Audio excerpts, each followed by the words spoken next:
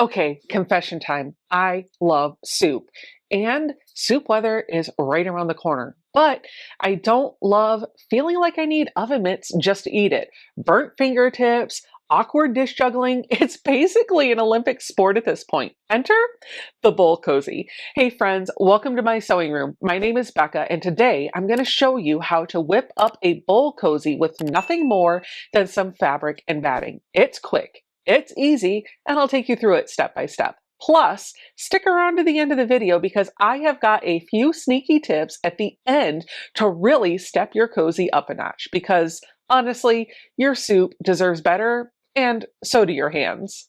There are a number of tools on the market designed to make these bowl cozies so easy to put together, but honestly, you don't need any of them. You just need your batting, your fabric, and a sewing machine. So I'm going to show you how I make mine, starting with this one. So you're going to take two pieces of fabric that measure at 10 inches square. One will be your outside, one will be your inside, but the beauty of this is it is reversible, so the inside can become the outside at a later point in time. They can be the same fabric, they can be different fabric, they could be fabric that you build together from scraps, it could be an orphaned quilt block, whatever you want. Halloween for us is right around the corner, and I don't normally do Halloween, but if I'm going to do Halloween fabric, how cute are these pumpkins? So that's what I'm going to make my bowl cozy out of. In addition to those two pieces of fabric, I like to use two pieces of batting. Now, if your machine does not deal with bulk very well, you might want to cut this to a 1/2 inch smaller than your fabric squares. So these would be cut at 10 inches and these would be cut at 9.5. My machine can handle the bulk. I've done this before, so I just cut everything at 10 inches. So here's how we're going to get started. We're going to take one piece of fabric and one piece of batting, and we're going to lay them on top of one another. You'll notice I put the batting against the wrong side of the fabric, so the pretty side is facing out, and when I flip it over, I see the batting. Now, I'm going to take this over to my sewing machine, and I'm going to sew whatever I want on this to hold the batting together. I can do some custom quilting, I could do crosshatch, or what I usually do is I just sew a big X from one corner to the other and then from the other corner to the other corner. When you're sewing this, your lines don't need to be straight, they don't need to be perfect. The whole point here is just to hold the fabric to the batting.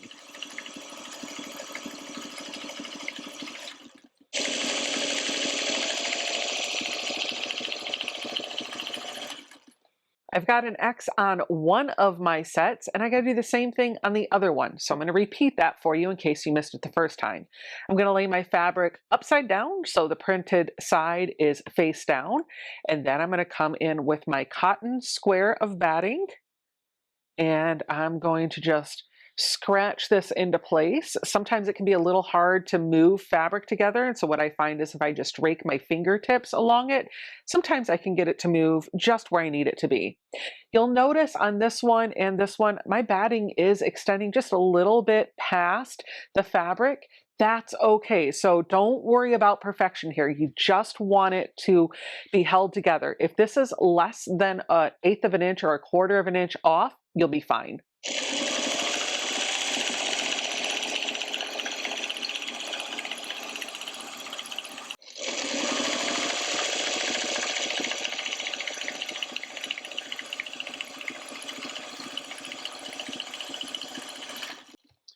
Remember, when you're sewing, the feed dogs on the machine are doing all the work.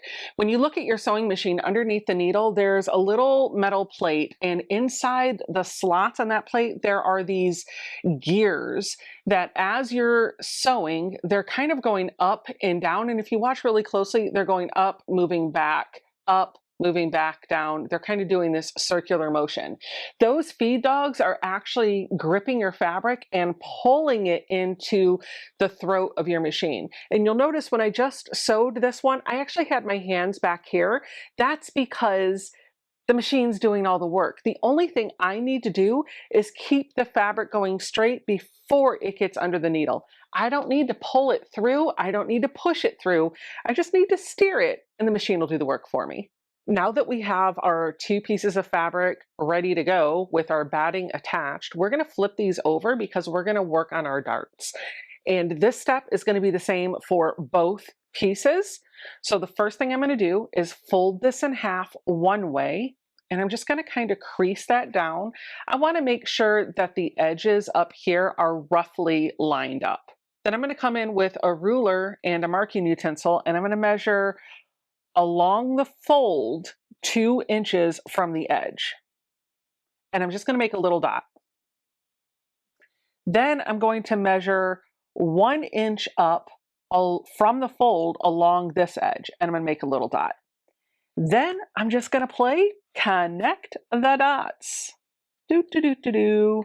I'm going to do the same thing on the other side. So again, that is 2 inches over from the edge along the fold and 1 inch up on the edge from the fold. And then I'm going to connect the dots. Now I'm going to take this over to my sewing machine and I'm going to stitch on those 2 lines that I sewed.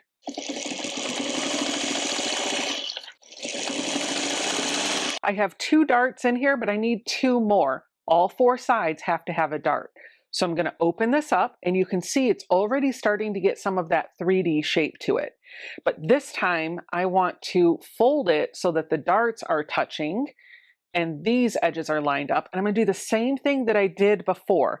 2 inches over along the fold and 1 inch up. Draw my line and repeat on this side. These don't have to be exactly the same. Ballpark is totally fine, but try to keep them within, like, I'd say 1/8 of an inch of each other.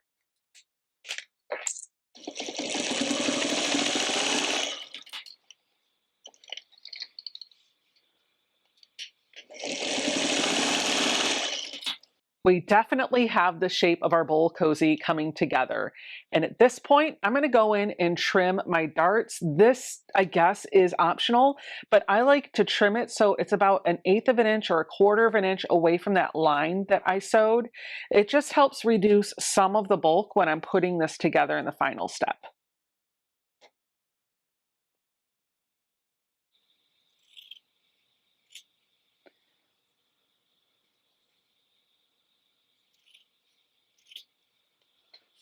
One part of my bowl cozy is all ready to go. I'm going to do the same thing to the other piece. So again, for those in the back that weren't paying attention, we're going to fold this in half, pretty sides of the fabric together. We're going to measure our dart 2 inches over from the edge along the fold and 1 inch up on the edge from the fold. We're going to do it on both sides.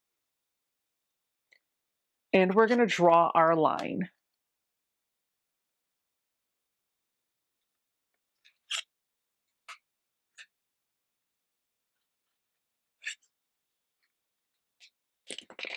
We'll stitch on that line.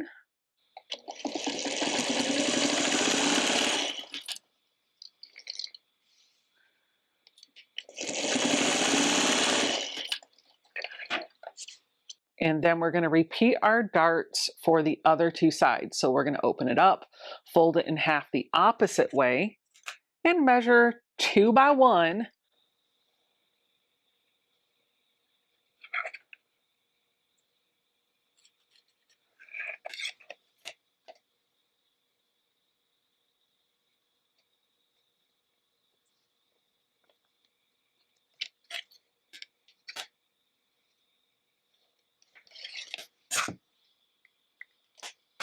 And then we're going to stitch it.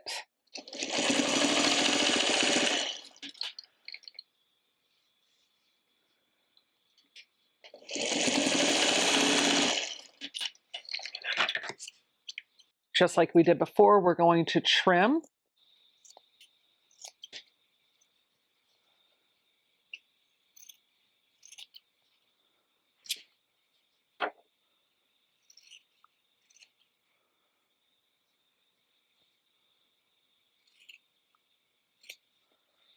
And when we open it up, this one also has the shape that we're looking for as well. Now we're going to put them together. And at this point, you're going to want some clips or some pins. I like to use Wonder clips. So I'm going to pick one of these. It doesn't matter which one. And I'm going to turn it so it's right side out. So one of them should have batting facing towards me. The other one should have fabric. The one that has fabric, I'm going to leave on the table. And the one that has the batting facing me, I'm going to pick up and put inside of that piece. And I'm going to make sure that all my edges are lined up. I should have my fabric right sides together at this point.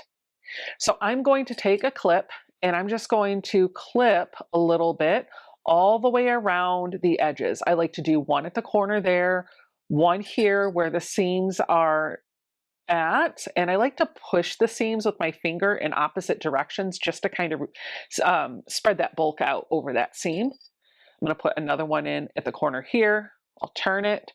Make sure I'm lining up my raw edges as I go, approximately. It doesn't have to be absolutely perfect.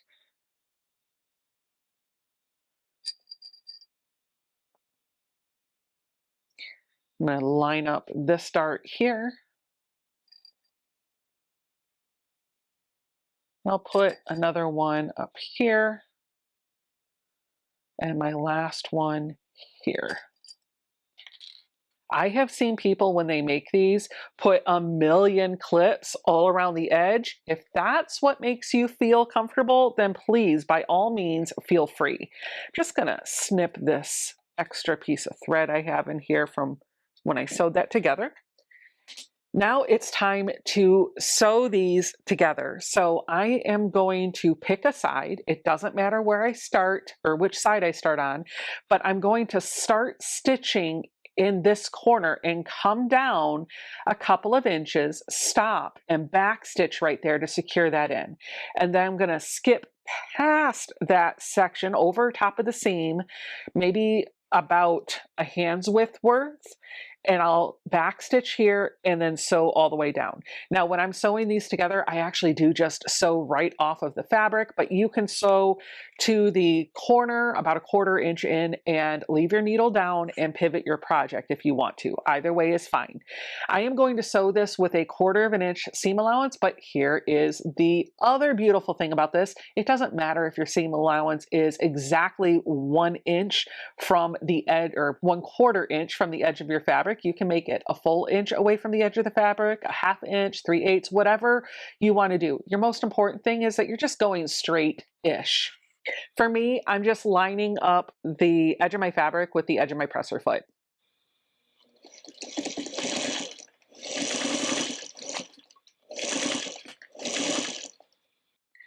When I get to the point where I've backstitched and I need to hop down, I just lift my needle up and I move the project so that it is now where I want to start sewing. I'll put my foot down and keep going. Make sure to backstitch. That's because we're going to reach in and turn this inside out, and having the seams tacked down with a backstitch at the start and the end of that hole is going to keep those stitches from popping out.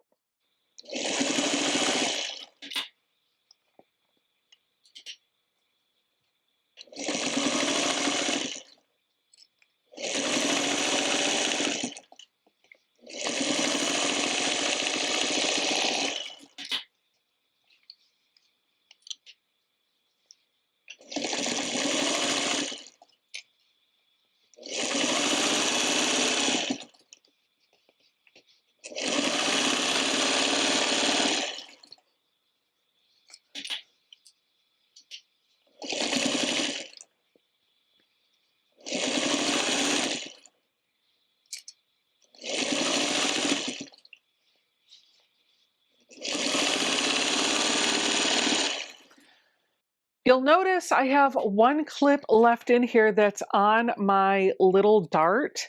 That helps me know what side my hole is in. So I do each of the corners and that dart. And so when I start sewing, backstitch, jump over the clip, I leave the clip in there. That way when I go around this thing, I know when I come to the edge that has that clip in the middle, that's the edge with the hole. Stop sewing. Yeah. Ask me how many times I've closed up my hole before I could turn it right side out. So speaking of turning right side out, we're going to take that clip off now, and we should be able to separate that. We have a nice hole to put our hand inside. So we're just going to reach in. I'm going to grab the opposite end with my hand, and I'm just going to pull it through that hole. And now I'm just going to work all of those corners to pop out. So I'm going to put my hand inside of there. I'm going to smooth out that sewing to make sure that it's all the bulk is in those seams. We want this to be nice and tidy.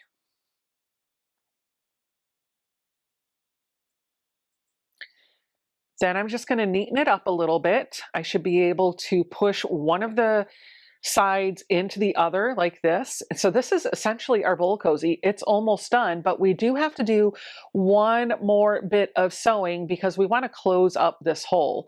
So we're going to do a top stitch all around the edge here. And so here's how I do it. I first start with this hole, and I'll use my fingers to kind of fold that fabric in on itself so it's relatively lined up. And I'll just grab a few clips. And these clips are going to work like a third hand to hold that seam in place and keep the fabric somewhat tidy. Then I'm going to do the same thing to the other side of that.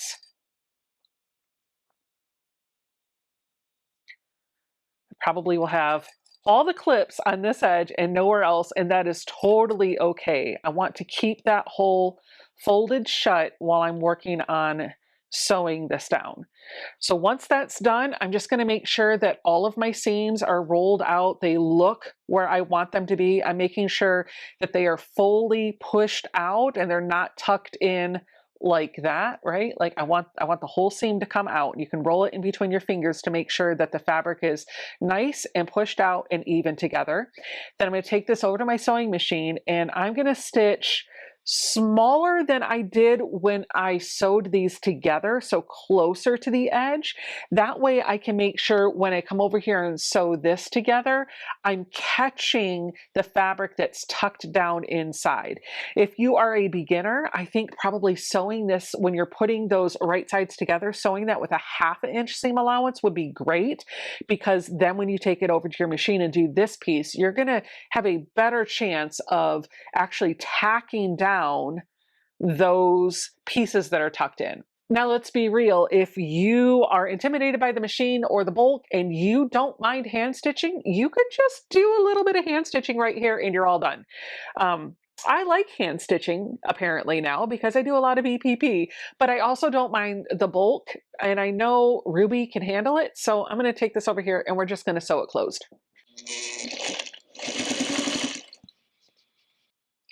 You'll notice as I'm doing this, I am just trying to hold the edge of the fabric straight and flat, and that might mean that over here gets kind of a little bubbly. That's completely okay.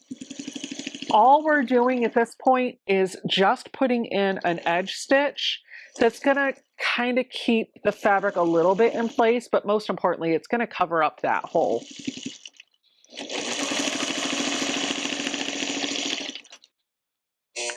Coming around the corner to the edge with the hole. So I'm just going to go a little bit slower, and I'm going to stop and pull off the clips as they get to the presser foot.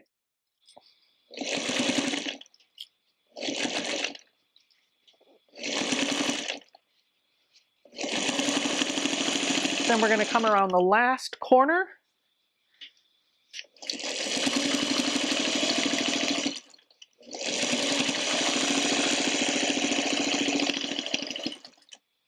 And there we have our finished bowl cozy. And as promised, it is reversible. So if I want to keep the orange on the inside and the pumpkins on the outside, I can absolutely do this. I love it. And as you can see, it actually is just a bowl. It's meant to go around your soup bowl or ice cream bowl or whatever you have that's hot or cold that you don't want to touch, but you can absolutely use it as a fabric bowl.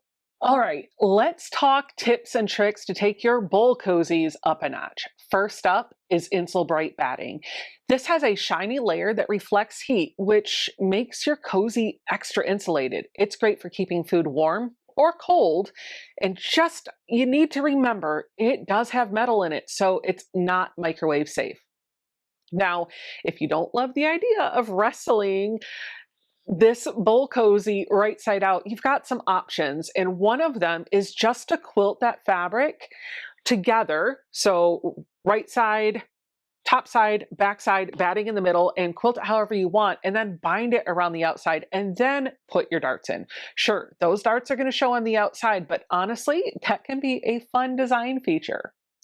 And speaking of darts, those, as you saw, are what give your cozy its shape. I usually start with a 10-inch fabric square and draw my darts 1 inch up and 2 inches over.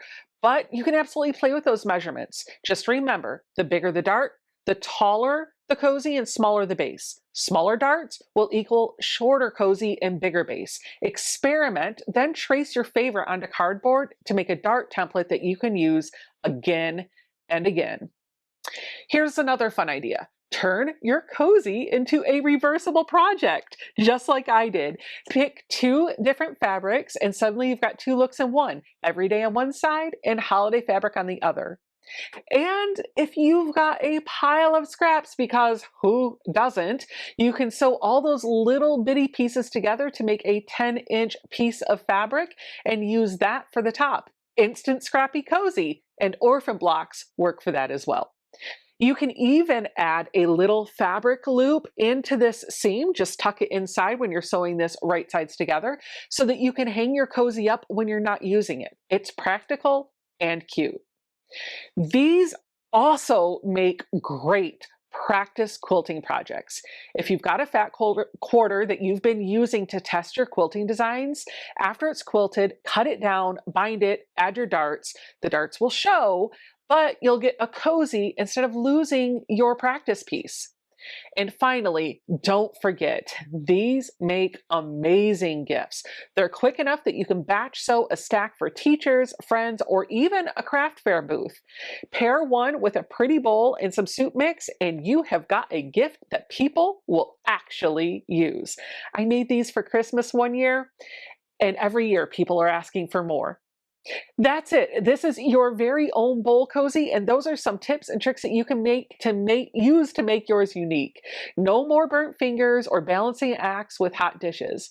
I hope you give this project a try, and if you do, let me know in the comments down below how yours turned out. Don't forget to hit that like button, subscribe for more tutorials, and check out my other videos for quick and fun projects. Until next time, keep your bowls cozy and your stitches straight. Bye!